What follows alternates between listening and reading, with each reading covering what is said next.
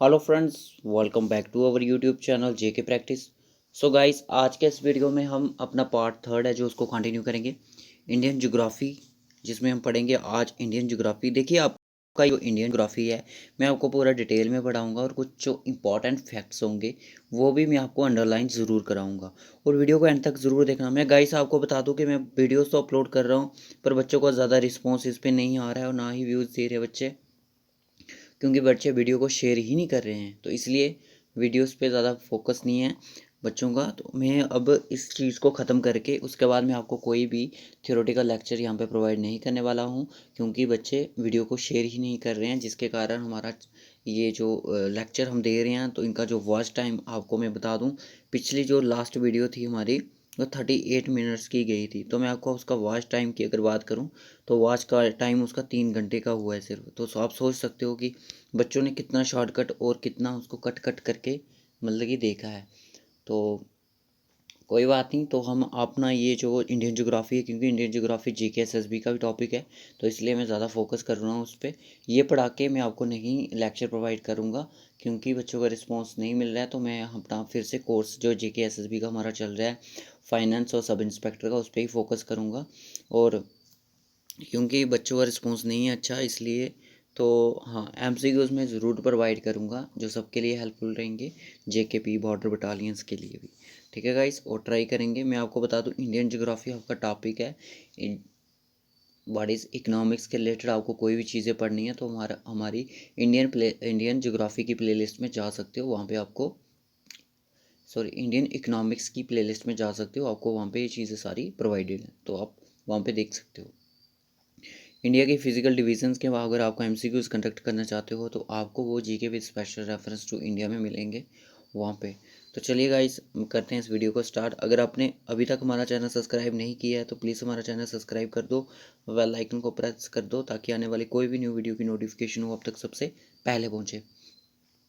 तो गाइस, मैं आपको इस वीडियो में आज जो पढ़ाने जा रहा हूँ वो इंडियन ज्योग्राफी है। ठीक है, इस वीडियो को ध्यान से देखना, क्योंकि जो नेक्स्ट वीडियो होगी वो हम पढ़ेंगे रिवर सिस्टम, यानी कि जो रिवर सिस्टम है हमारा इंडिया का, वो कौन कौन सा है। ठीक है, उसके बाद हम क्लाइमेट पढ़ेंगे, क्रॉप्स के बारे में पढ़ेंगे, उसके बाद हमारा इंडियन ज्योग्राफी टोटली कंप्लीट हो जाएगा। ठीक है, इंडियन ज्योग्राफी में हम यही चीज़ें पढ़ते हैं। तो आज का जो हमारा टॉपिक है वो है फिजिकल डिविजन्स ऑफ, यानी कि physiography of India. So guys, मेरे सामने आप देख सकते हो इंडियन ज्योग्राफी फिजिकल। आज हम जो अपना जो टॉपिक है इंडियन ज्योग्राफी में, वो पढ़ने जा रहे हैं इंडियन ज्योग्राफी का physiography of division of India. India की किस तरह से उसकी फिजियोग्राफी हुई है। फिजियोग्राफी का मतलब होता है जो एक नेचुरल एक्टिविटी के साथ किस तरह से हमारा इंडिया जो डिवाइडेड है। दोस्तों ध्यान से इस वीडियो को देखना।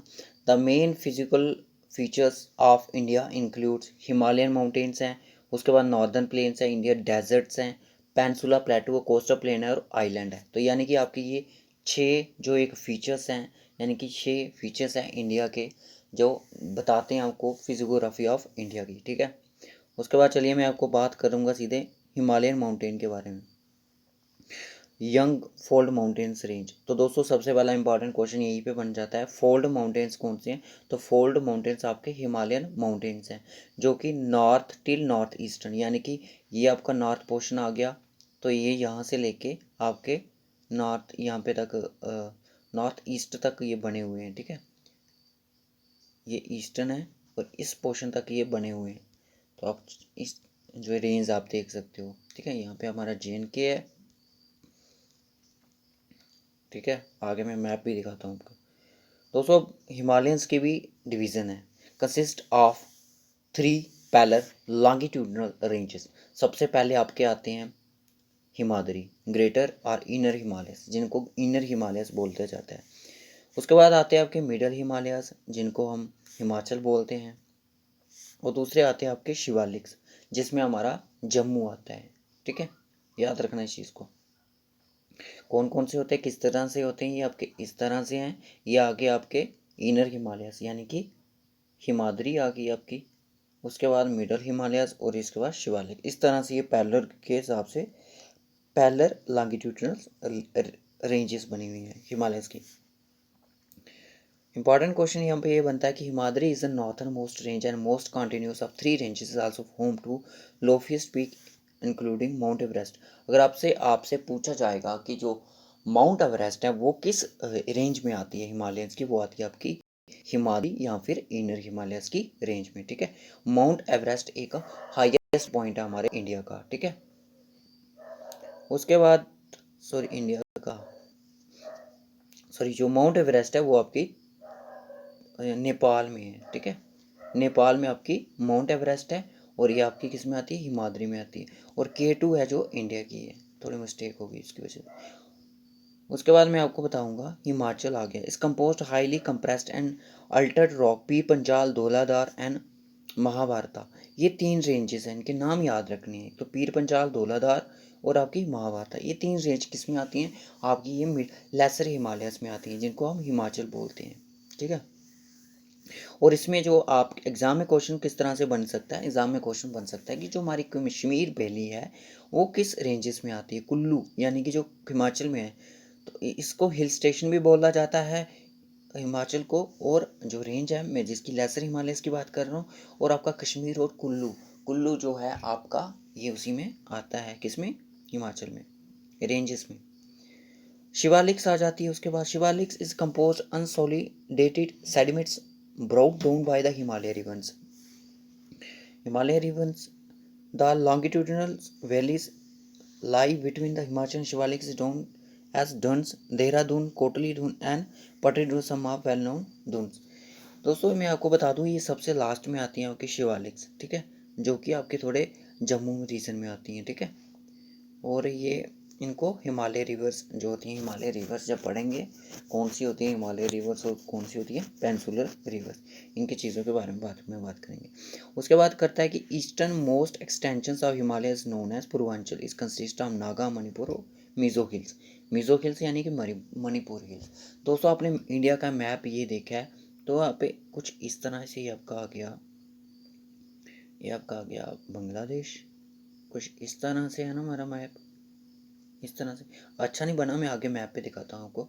ये जो टर्न होता है ना, कंसेस्ट तो कंसेस्ट बोलते हैं, ठीक है। तो ये जो बात कर रहा है ये पे रेंज है ना, इसको बोलते हैं पूर्वांचल रेंज, पूर्वांचल रेंज। वो कहाँ पे है, एग्जिस्ट कर नागा, मणिपुर, मिजो, ठीक है। अब आ जाते हैं हमारे नॉर्थन प्लेन्स। और यहाँ पे अगर मैं जूम करके दिखाता हूँ आपको,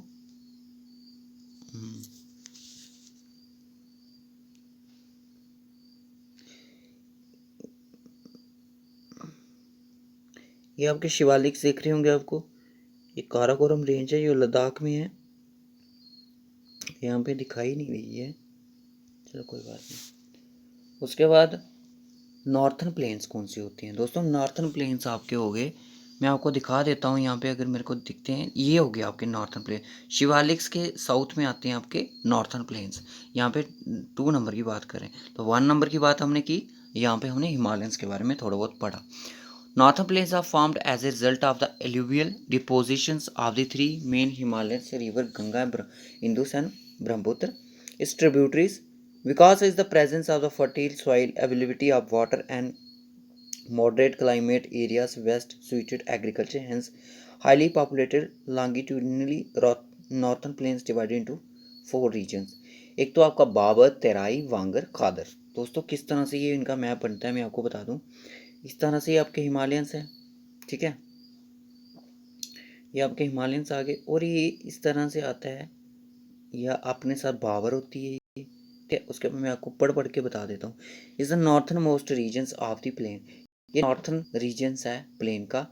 have people seized rocks as result the water level above the rock river is very low, so normally it looks like disappear in this reason.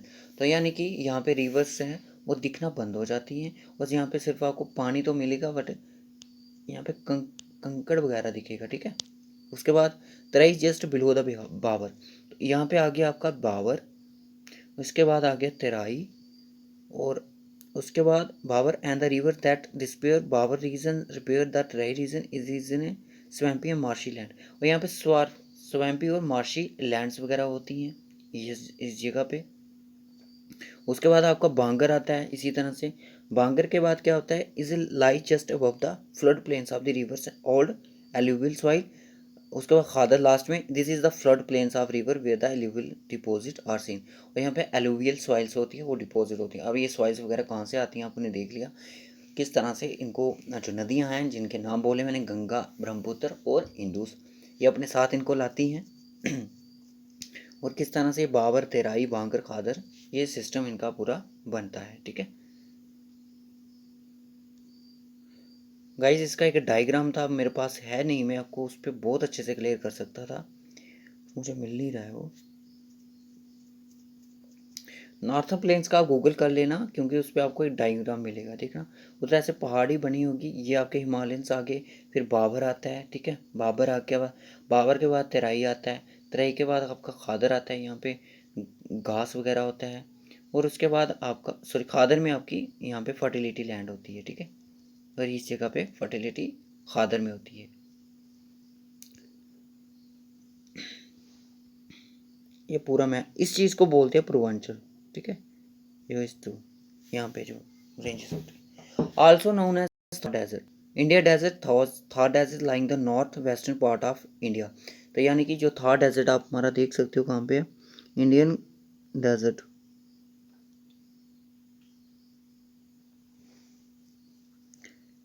So guys, हाँ इस तरह यहाँ पे जहाँ मैंने डॉट किए, यहाँ पे थार डेजर्ट आपका, this area receive very less rainfall and presence of the sand makes, ये आपका वहाँ पे है राजस्थान में है, and alright very low vegetation, और यहाँ पे घास फूस वगैरह फॉरेस्ट बहुत कम है। Luni river is the most important river of this regions. तो अब एग्जाम में पूछा जा सकता है कि थार डेजर्ट में सबसे इंपॉर्टेंट रिवर कौन सी है, तो आपकी लूनी रिवर है। The crescent shaped sand, crescent shaped dune seen in the region also known as barchan, और यहाँ पे क्रिसेंट शेप्ड की सैंड आपको मिलेगी, ठीक है,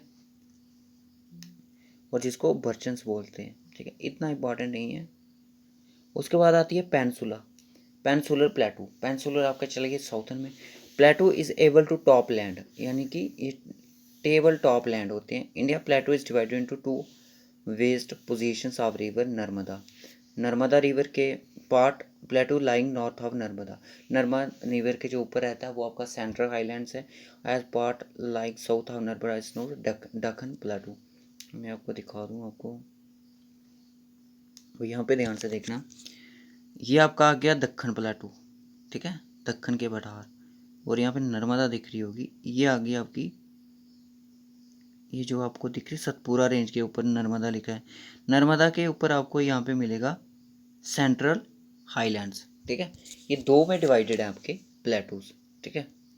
उसके बाद मैं आपको बता दूं, सेंट्रल हाईलैंड्स जो आते हैं जिनके बारे में मैंने जो है, साउथ में उनकी विंध्यान रेंज है, यानी कि सेंट्रल हाईलैंड्स ये आगे आपके, यहाँ पे इनकी विंध्यान रेंज होगी, ठीक है, Vindhya range, and north west में अरावलीज, अरावली से जो हैं हिल्स हैं, ये आपके ओल्ड माउंटेन्स हैं, ठीक है, ओल्ड माउंटेन्स है, याद रखना चीज़ को। The further westward extensions gradually merge with the Thar Desert is eastern extensions known as Bundelkhand और बघेलखंड। तो दोस्तों बता रहा है कि जो सेंट्रल हाईलैंड्स हैं वो जब वेस्टर्न वर्ल्ड की तरफ एक्सटेंशंस करते हैं, मर्ज करते हैं थॉर डेजर्ट के साथ, तो इट एक्सटर्न एक्सटेंशन, जो इसकी एक्सटर्न एक्सटेंशंस है उसको हम बोलते हैं बुंदेलखंड, किसी को सेंट्रल हाईलैंड्स को। बात करते हैं दक्कन प्लेटू की। Deccan प्लेटू this triangle land mass, कौन सा प्लेटू जो ट्राइंगल लैंड मास की तरह है, तो इस तरह से है, ठीक है ना।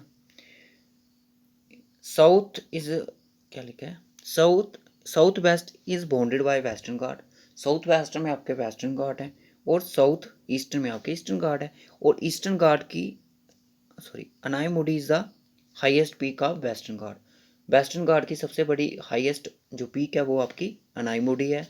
Mahendragiri is the eastern Ghats, तो ये महेंद्रगिरी है जो ईस्टर्न घाट की सबसे बड़ी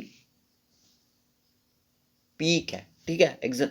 मुझे एक बच्चे ने क्वेश्चन पूछा था कि सर कौन ईस्टर्न घाट की सबसे बड़ी पीक कौन सी है, तो मैंने उसको बताया भी था कि आंसर दिया था कि महेंद्रगिरी है, ठीक है, तो ये चीज़ आपको याद रखनी है। उसके बाद आती है कोस्टल प्लेन्स, कोस्टल प्लेन्स आ जाते हैं, हाँ जी, कोस्टल कोस्टल प्लेन इंडिया के जो है वेस्टर्न कोस्टल प्लेन्स है बिटवीन द वेस्टर्न घाट्स और अरेबियन सी। अरेबियन सी के बारे में अगर मैं आपको बताने बैठूंगा तो दोस्तों यहाँ पे देखिए, अगर आपने ये मैप देखा है तो यहाँ पे देखिए ये आपके बे ऑफ बंगाल है और ये आपका अरेबियन सी है, ठीक है। और बोल रहा है कि कोस्टल प्लेन से जो किसके बीच में, वो आपके वेस्टर्न घाट और अरेबियन सी के बीच में, ठीक है।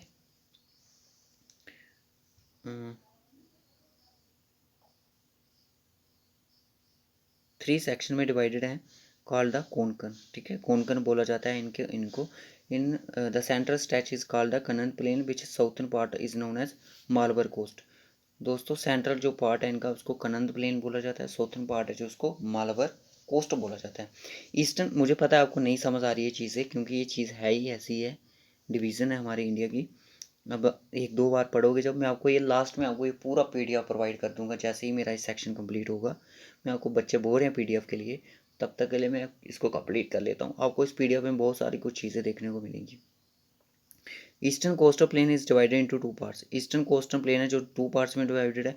नॉर्थन को नॉर्थन सिरकर बोलता जाता है और कोरोमंडल कोस्ट आपका साउथर्न पार्ट को बोला जाता है। एग्जाम में क्वेश्चन बन सकता है कि कोरोमंडल कोस्ट है वो कौन सी पार्ट का है, क्या वेस्टर्न का है या ईस्टर्न का है, तो इतना डिटेल में क्वेश्चन आपको नहीं पूछेगा। अब नेक्स्ट चलिए, इस तरह के क्वेश्चन जेके एसएसबी को आएंगे। अब बात आती है आइलैंड्स की। Island, India has 2 main group of island, एक तो लक्षद्वीप है और दूसरा आपका अंडमान निकोबार आइलैंड है, ठीक है। अब लक्षद्वीप आपका कहाँ पे, मैं आपको दिखा दूँ मैप पे। ये जो फिजियोग्राफी है ना, ये आपको, ये रहा आपका लक्षद्वीप और ये रहा आपको अंडमान निकोबार। दोस्तों में ये जो आपकी है ना geography, India geography, physical division वगैरह, ये बिना मैप के नहीं पढ़ी जाएगी आपकी, ठीक है। इंडिया हैज़ 2 मेन लैंड, मैंने बता दिया आइलैंड है। इंडिया के सिर्फ 2 ही आइलैंड है, याद रखना। Lakshadweep is compose small coral island, administrative capital Kavaratti इसकी आइलैंड वो है। पीटी आइलैंड एक ऐसा यहाँ पे वर्ल्ड सेंचुरी लोकेटेड है इंडिया में। Lakshadweep stand first both coconut production के लिए और per capita ability of fish की एबिलिटी के लिए अवेलेबल रहता है। उसके बाद आता है Andaman Nicobar island, separated by. Andaman और निकोबार जो आइलैंड है इनको सेपरेट कौन करता है, 10 डिग्री चैनल। अंडमान अलग से है और निकोबार अलग से है, याद रखना। इस तरह से इनको जो सेपरेट करता है वो करता है आपका 10 डिग्री चैनल। एग्जाम में बहुत बार पूछा गया है, ठीक है। इसे एडमिनिस्ट्रेटिव कैपिटल पोर्ट ब्लेयर, ठीक है, पोर्ट ब्लेयर इसकी कैपिटल है। और इंडिया से only active volcano is located in Barren Island, और इंडिया का जो एक्टिव वोल्केनो है वो यहाँ पे बैरन आइलैंड है। Is believe that this island are elevated portions of submarine mountain. दोस्तों मैं एक लास्ट में आपके लिए एक इतना अच्छा वीडियो लेके आऊँगा कि आप देख के हैरान हो जाओगे। मैं ट्राई करूँगा वो वीडियो कल ही प्रोवाइड कर दूँ आपको। कल रखेंगे कि इसका, इस चीज़ का लेक्चर ना रखें, वो हर एक एग्जाम पॉइंट ऑफ व्यू के लिए इंपॉर्टेंट होगा। उसका टॉपिक को हम जनरल अवेयरनेस रख देंगे क्योंकि उसमें हर एक चीज़ होगी आपके लिए, ठीक है गाइस। तो इस वीडियो में बस इतना ही रखूँगा। कल का टॉपिक आप देख सकते हो, हिमालयंस रिवर्स, यानी कि रिवर्स ऑफ इंडिया। एक तो हिमालयंस रिवर्स होती हैं, दूसरी पेनिनसुलर रिवर्स होती हैं, ठीक है। तो रखते हैं इस वीडियो में बस इतना ही, तो मिलेंगे आपसे नेक्स्ट वीडियो में। तो गाइस अगर आप इस चीज़ को बोरिंग हो रहे हो ना, तो आप फिर सोच लो कि अब एग्ज़ाम की प्रिपरेशन नहीं कर सकते, क्योंकि आपको ये चीज़ें इस तरह से कहीं नहीं मिलेंगी, ठीक है। और आपने अगर कोई भी टॉपिक के एमसीक्यूज़ देखने हो, एमसीक्यूज़ ऑन कोई भी topic, climate of India, history of India, किसी पे भी, जैसे मैंने बोला climate of India, climate of India, YouTube पे इस तरह से सर्च करना होता है। MCQs on climate of India by हमेशा लगाना है जेके प्रैक्टिस, ठीक है। जेके प्रैक्टिस ज़रूर सर्च करना है इस तरह से, तो आपको पूरे के पूरे जो हमारा शेड्यूल्स होगा, हम क्या पढ़ाते हैं क्या नहीं पढ़ाते हैं, वो आपको चीज़ समझ आ जाएगी। कोई भी टॉपिक अगर आपका मन करता है पढ़ने का, तो आप बाय जेके प्रैक्टिस ज़रूर यूज़ करें। So okay guys, bye bye.